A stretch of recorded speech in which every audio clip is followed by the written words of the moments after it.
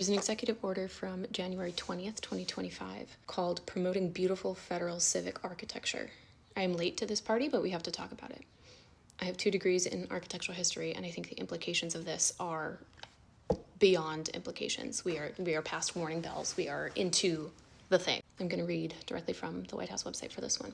Federal public buildings should be visually identifiable as civic buildings and respect regional, traditional, and classical architectural heritage in order to uplift and beautify public spaces and ennoble the United States and our system of self-government. It goes on to talk about that there's going to be revisions to the guiding principles for federal architecture and community input for federal building design selections.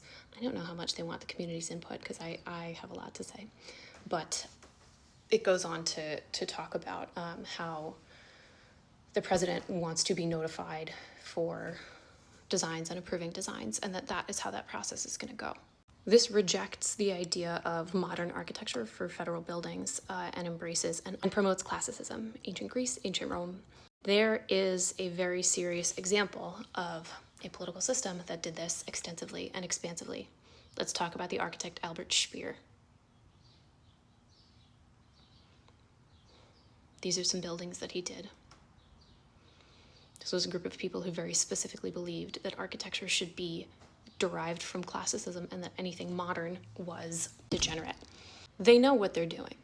Of course, classicism has always been a very conservative visual trend, and we see at various periods of time the pendulum of art preferences and ideologies align with political and social ideologies. We see that. We've seen that.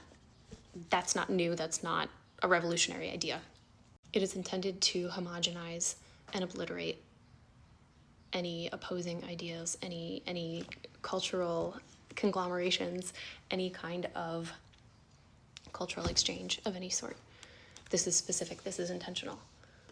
If you hear a historian, a librarian, a teacher, an art historian, anybody screaming into the night, please understand that we are past the point of warning bells. We're in it.